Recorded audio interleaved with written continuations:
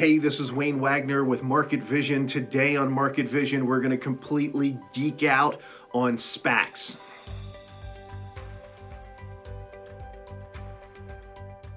So what is a SPAC? SPAC, S-P-A-C, is a special purpose acquisition company.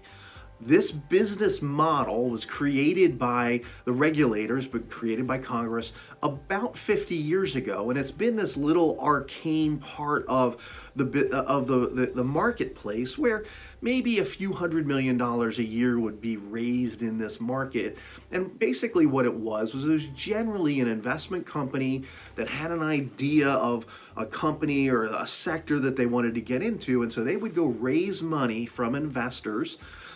It would be a publicly traded share, so basically sell the shares through an IPO type process for about $10 a share, and there's literally nothing in the business entity. Sounds a little scary, sounds a little Ponzi scheme-ish, but it is actually legal. So they would go raise the capital, and then they would go acquire a company, and the prospectus usually gave them 12 to 24 months to go acquire a company.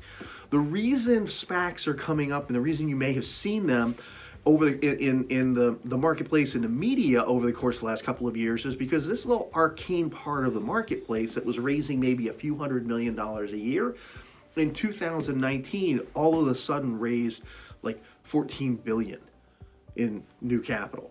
In 2020 it was like 75 billion. First quarter of 2021, over 80 billion in money raises announced already, and people like Derek Jeter and Colin Kaepernick now sponsoring the money raises. So now not only are they raising money, they're getting celebrity spokespeople to help them raise the money. So all of this sounds a little strange, but because there's a lot of capital flowing into this little arcane business structure that's been around for 50 years all of a sudden. But there's a reason for this. The reason for it is that over the course of the past 15 years, really since 2008 crash and all of the excess regulation that came down on Wall Street flowing out of that crash, companies have started to access, privately held companies have started to access private equity, venture capital, angel capital investing, and they have figured out how to stay private longer. Because remember, the reason that companies go public is to create liquidity for their existing shareholders and access capital in the marketplace. So sell shares out of the company vault into the marketplace to be able to get renewable capital, get more capital into the company so they can continue to expand. That's why companies typically go public. Companies have been able to utilize the private markets far more effectively, and those private markets have become far larger and far more robust. So companies have been able to delay when they go public, and there's a lot of data, a lot of things that back this up, that companies have been waiting as much as a decade longer on average to go public. Well, now there's a lot of companies who are in that, and we have a healthy market, obviously, bouncing around all-time highs, and there's a lot of companies who would maybe like to go public, but going IPO in a hot market, in a crowded market, is a lot of work. It's expensive. The compliance costs are very high. Anything that CEO says that's just a touch off can get him and the company sued. And so there's lots of reasons why companies kind of shy away from that IPO market. They don't necessarily want to go through the rigmarole of all the dog and pony shows and so forth to go IPO.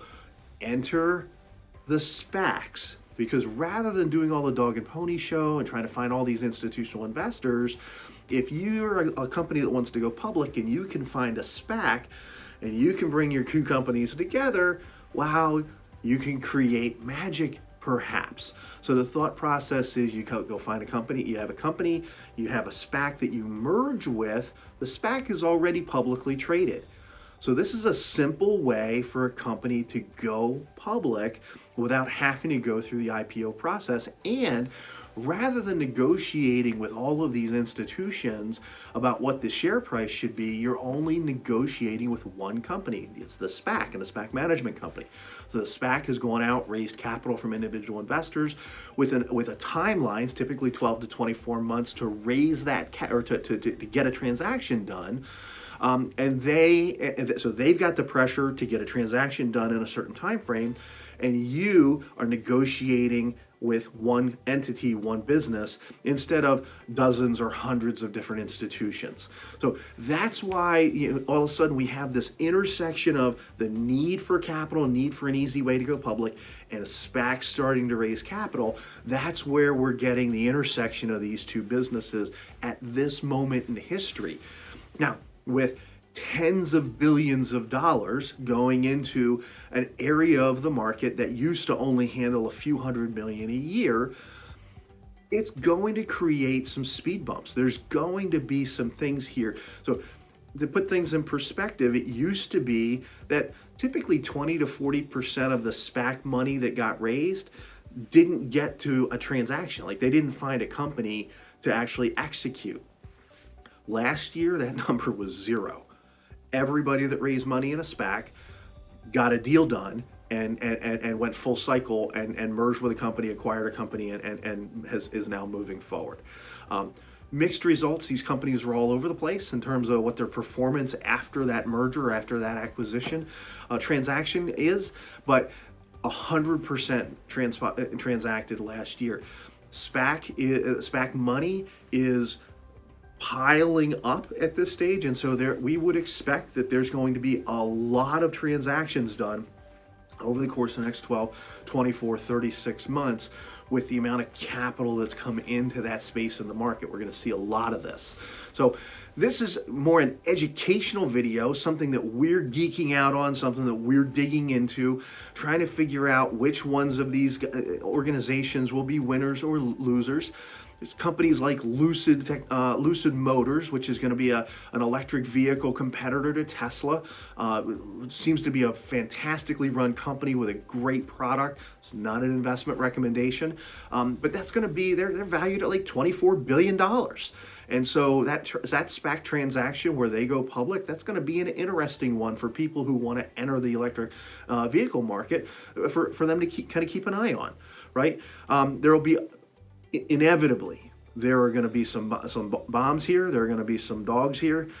We don't know where they are or who they are. We're trying not to get too deep into this, not go off the deep end. As always, here at Visionary Wealth Management, if you have questions, reach out anytime. We're always here with perspective for the decisions ahead. I hope you're having a great week, and I hope I didn't bore you to death on SPACs today. Take care.